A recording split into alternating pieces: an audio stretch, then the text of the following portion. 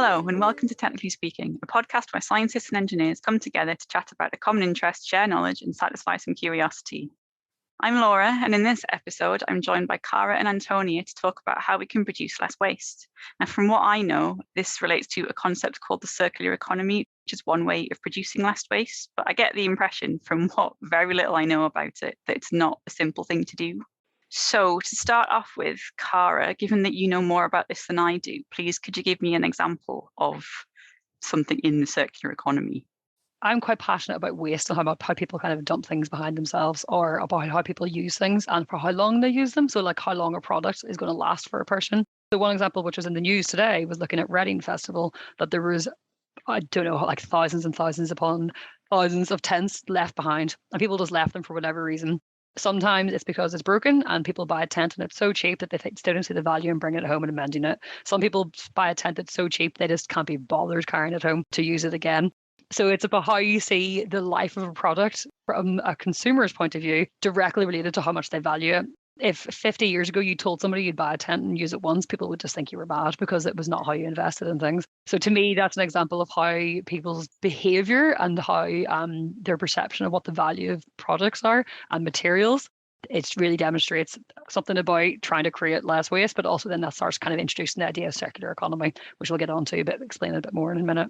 Okay, so is the idea that if there are all these tents left on this festival site, that someone has to do something with them and they have to make a decision about what that is? Oh, yeah. So previously, about 10 years ago, I guess, I worked on festivals in lots of different ways. And one year I did do litter picking at Glastonbury. If you worked in the crew afterwards, you went around and you had to smash the tents up pretty much as small as you could, just to make them small to fit inside skips in the most efficient way. And they were taken away.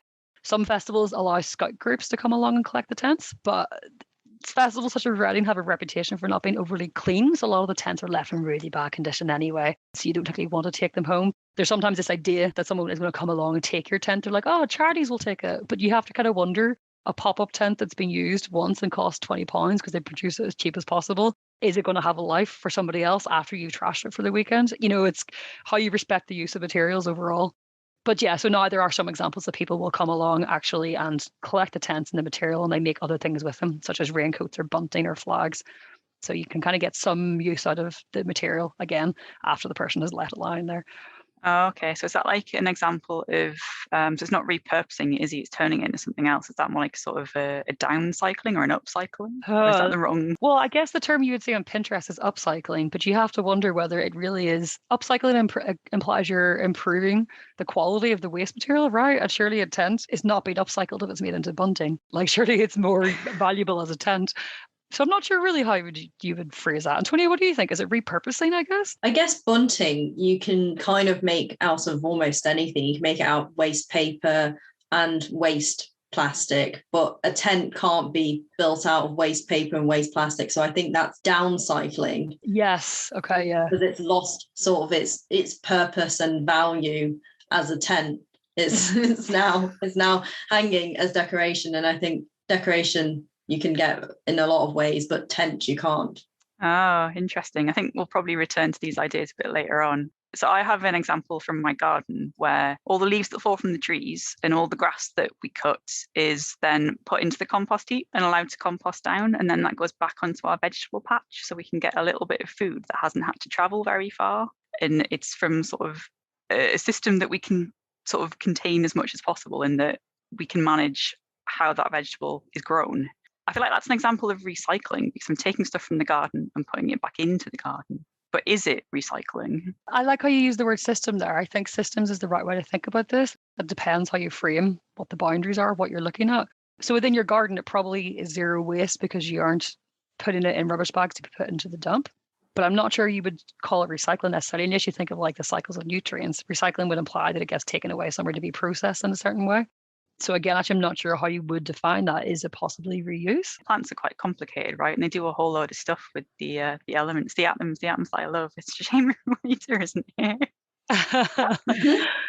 But yeah, I guess the plants sort of do something. I guess it's kind of why I think of it as a way of recycling. So it's not being taken away and processed, but the plants are doing something to process it, or the bacteria in the soil is doing something. That's true. So maybe I think of recycling, the definition, in terms of industry. So people who have a plant that they've built, not a organic plant, a plant which is a factory. An industrial plant. An industrial plant. Yeah, so I guess this is very into territory, which Antonia loves, of how we define words differently. Yeah, Antonia, you've got a bit of background in the stuff we're talking about. Do you want to tell us about it? So you can tell me I'm wrong, because I feel like I'm just rambling. Yeah, I guess this gardening example kind of fits in a natural or biological ecosystem. Tangentially heard about, plants being used instead of fossil fuels as basic chemical building blocks. So instead of using, say, oil and gas to get syngas, which is a common use in industrial processing of carbon monoxide and hydrogen to produce bigger molecules, you break down oil and gas, and they're basically hydrocarbons, which you can also get from nature. And so instead of using a non-renewable source, you can use renewable sources, because you can grow plants in a shorter time frame than fossil fuels. Came across that, and then I came across this concept of circular economy about 5 years ago in the context of trying to meet climate change targets. Countries like the UK need to use more renewable electricity technologies like wind turbines and solar PV. But then there was the problem of depleting metals, because of the metals being used into the technologies that renewably generate electricity for, inverted commas, free. But then afterwards, what do you do with the materials? How can you reuse them? Or are they trapped in that product that you've made? And actually, it's really hard to recover. So instead of using fossil fuels to generate your energy, you've replaced it with another non-renewable resource like metals. Antonia, I think that is really fascinating. And it connects back to what we were saying before, actually, which is about the value of materials. So it's not just about how you use material in a certain way, but it's how you choose which material. And the example you gave of saying bunting, you could use lots of different things for that. I was actually thinking of fossil fuels and how plastic is like one of the most important things we have in the world, actually. People hate plastic, but in the medical industry, plastic is incredibly important for making clean environments that are going to save people's lives. And you just connected right back to that and said, we shouldn't be using fossil fuels because obviously plants are better for that in lots of different ways. But actually, that's because fossil fuels are quite valuable for other uses. And it's about trying to connect those systems together and think in bigger terms what materials we're using for what. And I think, going back to the example of the garden, it's great that Laura puts the right kind of waste in her compost heap. If you just put a bunch of plastic, that would be less valuable for your vegetable patch, because those materials aren't going to be useful there, but they could be useful elsewhere. I also think of it as sort of like keeping the materials organized. So if you organize your organic waste and keep your organic waste in organic systems, and then keep your metallurgical waste all together, you can get more value out of it. I like that. Organized materials. Yeah, so tidy your room. Yeah. Oh yeah, you take me back down the route of like self-assembling molecules and things. Sorry, everything I think about is in terms of atoms, and it doesn't connect me well with you talk sort of engineering scale of things. But I mean, I guess we're talking around this a little bit. And one of the things I wonder about is the practicality of turning waste into something useful. I mean, can a resource be infinitely useful, for example? Ah. I mean, if you're talking to my mum, she'd probably be like, yes, absolutely. She keeps absolutely everything. She finds really new ways of using things. Like, file holders, she'd cut up cereal boxes, she'd cut them diagonally, and then they hold A4 paper, and then boom, file organizing. That's a great idea, actually. And so actually, to send people don't throw things away, I was thinking earlier today, I was laughing that as a kid, I hated throwing stuff away, and I hated throwing away toilet roll tubes. I don't know why. I was always just like, they must be useful for something. And oh my God, Laura, you'll appreciate this. I've now started composting in my allotment, and it is giving me so much joy that I don't throw away toilet roll tubes. I now use them in my compost heap. It makes me feel so satisfied that I knew they had a purpose.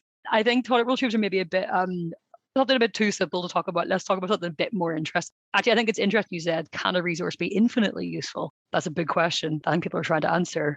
But I think actually what we can maybe do for one example is take a item from the clothing industry, and we're going to talk about the life of this product that goes the whole way from the materials it was at the beginning, the whole way through to when it becomes waste at the end. That actually typically is called cradle to grave. So whenever it's born and when it dies. But actually what we want to start talking about is going from cradle to cradle. So how do we get something which is reborn essentially, so we can use that material again and again and again? So yeah, Antonia, if you have an idea you think we can talk about.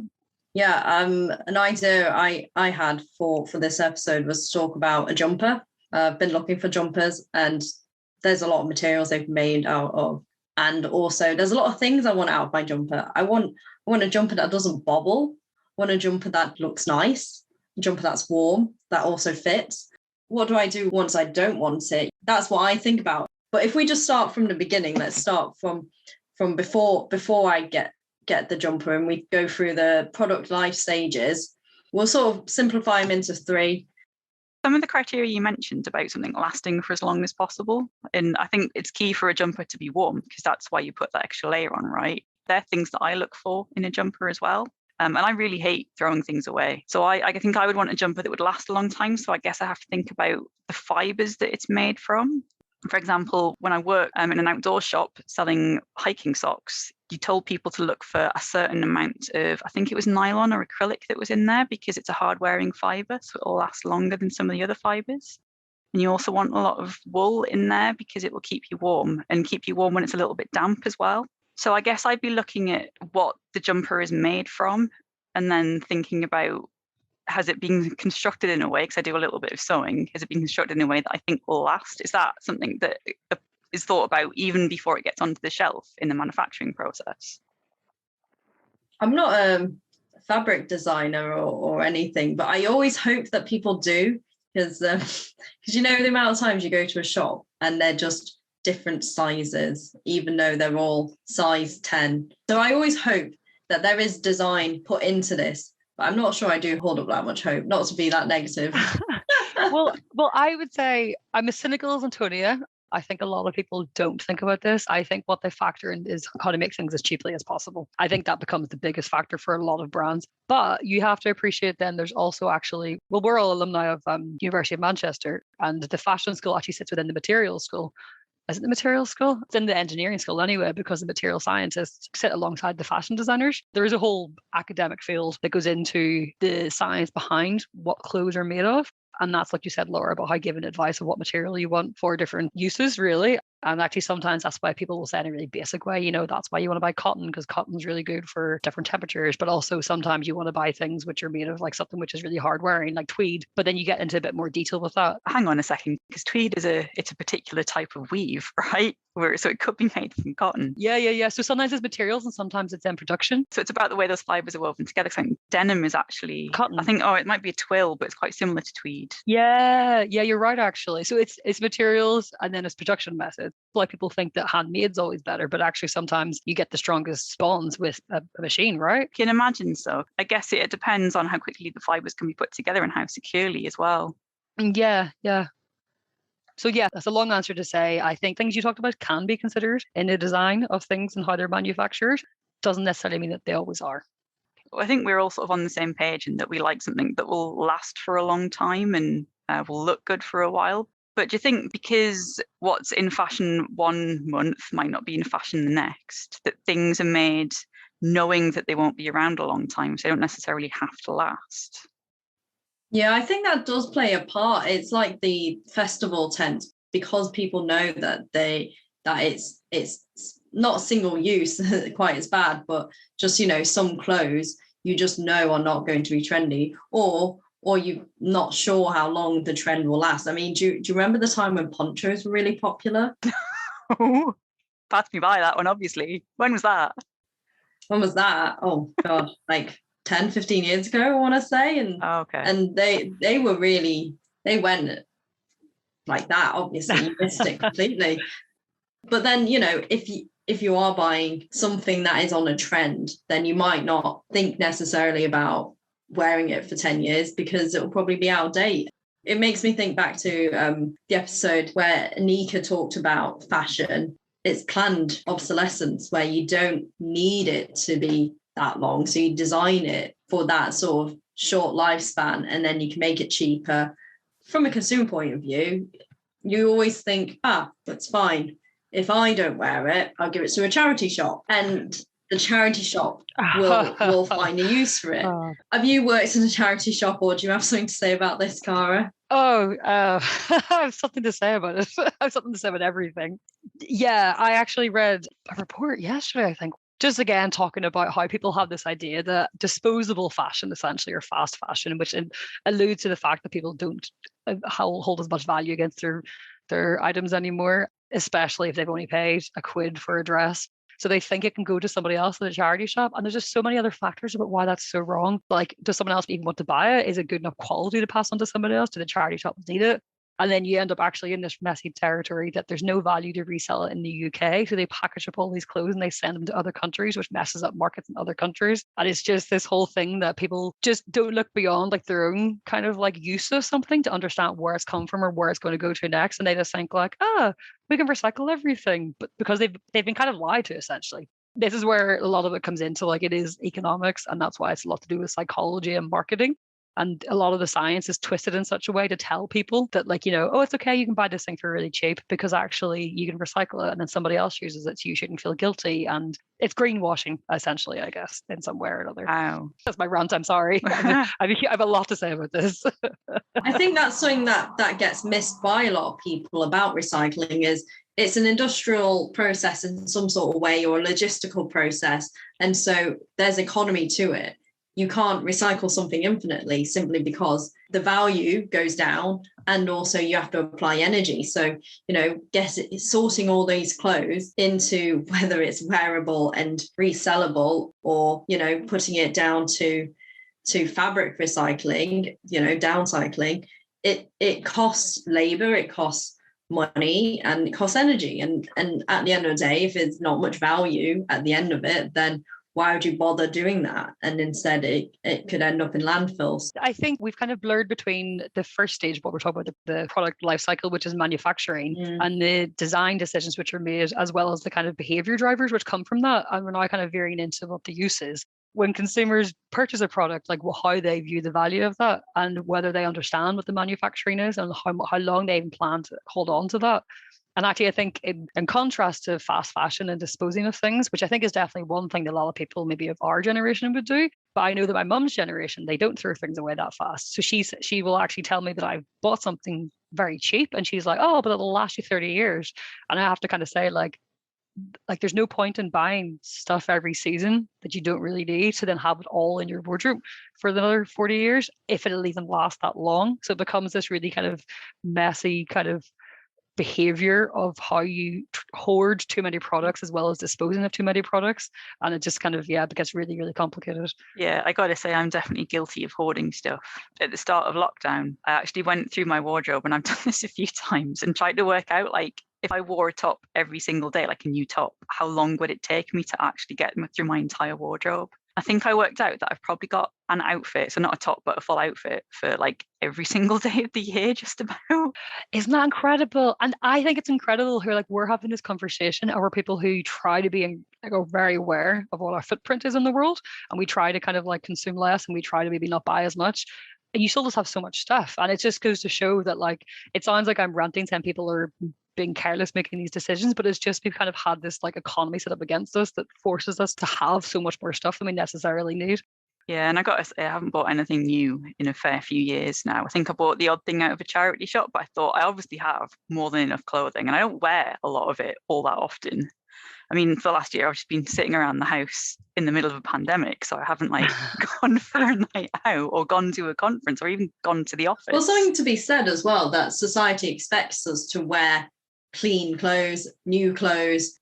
You have to wear for the right occasion. You can't just wear what you wear at home, in the office, or at a conference. And that's why we have so much stuff, because we just have so many uses for it. Or in my case, I bought a pair of trousers or something, and it kind of fits, but it's not the most comfortable. So I tried to find another pair, and it was like kind of fits, kind of doesn't, and you kind of think, okay, maybe it'll work.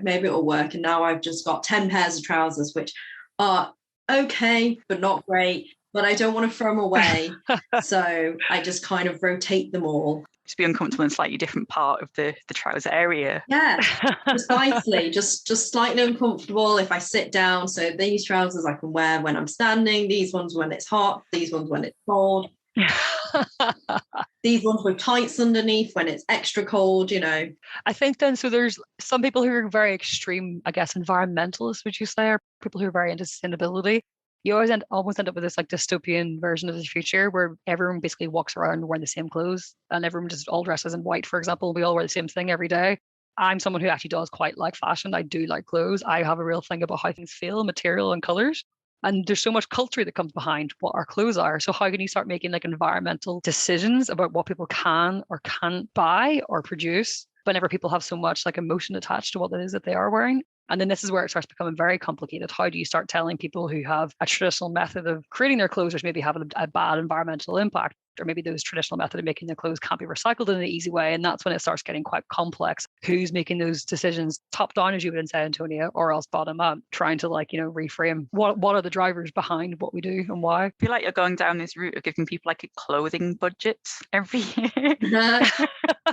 Yeah. Or a sort of a one in, one out. Once you've got your maximum quota of clothing that you're ever allowed. You can't buy something until you get rid of something else, and you have to get rid of it in a way that is sanctioned somehow. But I think that's probably extreme. It just sounds impossible when you say it like that, actually, doesn't it? Yeah. Trying to find a solution to this is difficult.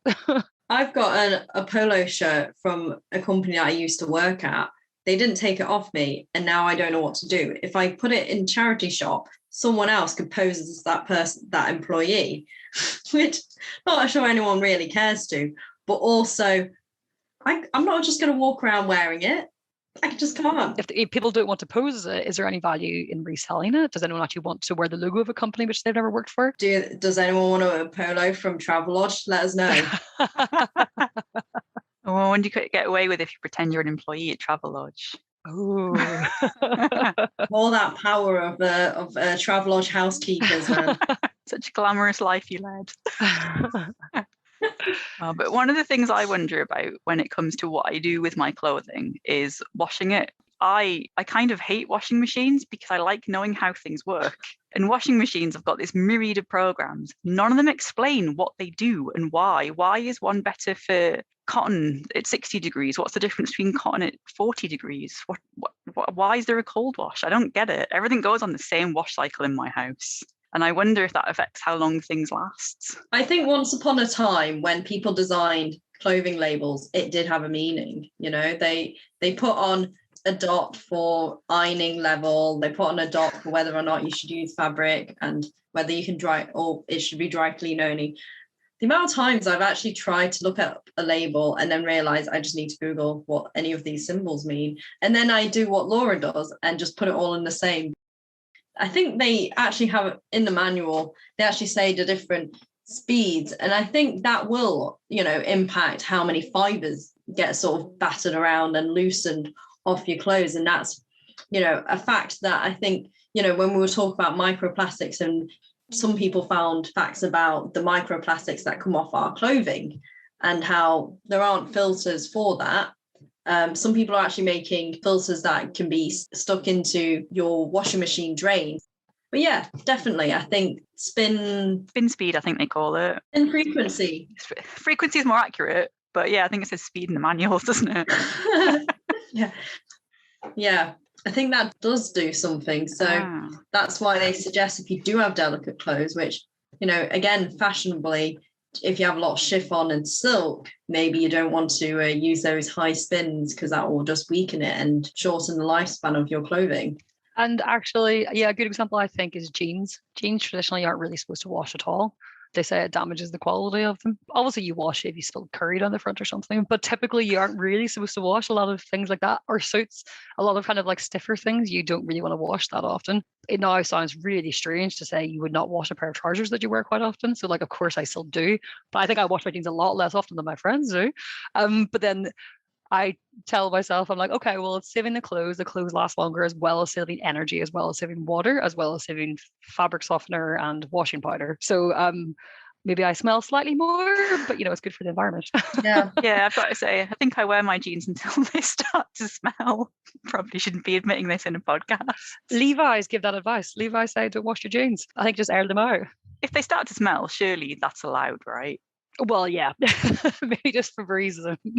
Yeah, well, I think if that's the goal, if the objective is to have clean clothes so you don't smell in public, then there's your measure. That's That's the tipping But I point. definitely have some friends who would never wear a pair of jeans twice without washing. Like they'd wear them once and wash them. Wow. Yeah. I've been doing all sorts in my garden today in these jeans. Yeah, exactly. I think so. Then also talking about fibers though, I thought so. I know we're talking about use right now, but back to manufacture a little bit. You just kind of reminded me because I live in Manchester and thinking about all the cotton mills that we have, and a lot of people died because they used to work in cotton mills, and when they would be cutting up the fabric, so many little pieces of the material would be in the air, and they would breathe in a lot of these cotton materials, and it led to lots of cases of lung cancer, which we don't have in the UK anymore because we do typically have better employment laws. But like circular economy is typically about the environment and less waste, but you have to consider the human cost in it in some way or another. And there is definitely cases in the UK where there has been fast fashion warehouses in the past few years underpaying people. Like they've called it modern slavery. And in other countries, they don't have those health concerns. They don't care about people breathing the stuff in. They probably also don't care that much about the stuff washing out into rivers and things. So you do kind of start thinking about that there's like the scale of pollution that comes from the fashion industry, from like tiny little fibers to huge mountains of clothes is just incredible. Clothing labels do say their country of manufacture on them, don't they? But I don't really know what that means. I'm not going to look up the employment laws for every country before I buy an item. I think that's one of the reasons I kind of stopped buying more clothes, partly because I don't need to, and partly because to do it responsibly is an awful lot of mental effort. It is. And I think even there's the website, I always forget the name of it because you have to pay. It's all behind the paywall. I think ethical consumer. Yeah. Is that the one you think of? Yes. And I would say arguably, like, if you really care about people knowing the information, like it's crazy that it's behind a paywall. Again, it's that whole thing of like recycling can't be done infinitely. You know, people can't research infinitely for free in an economy. They can't. So I get what they charge for it, but if I'm not going to pay for it and I'm someone who works in the field, like who is going to pay for that? Apart from maybe just like some specific academics. I don't know. It's just, I get why it's behind a paywall, but it is just questionable that information arguably should be open access to a lot of people who maybe might learn a bit more about where stuff does come from. So I guess we've spent a bit of time talking about the first two product life stages of sort of resource gathering and the manufacture, which then, you know, gets transported and used by us. Maybe we should talk a bit more about what happens after we've got our jumper and found for whatever reason it doesn't fit, it's worn too much, or it's just not fashionable. What happens then? That's the end of part one of this two-part episode about how we can think about ways of reducing the amount of waste that we produce. So we've talked about some concepts that are inherent to this idea of a circular economy. And we've thought about 2 of 3 of the product stages. That's the manufacture and actual use by the user. You'll have to wait another 2 weeks to listen to the second part of the episode where we talk about what happens in disposal in more detail and also broaden out to talk about different industries and how the circular economy can be applied there.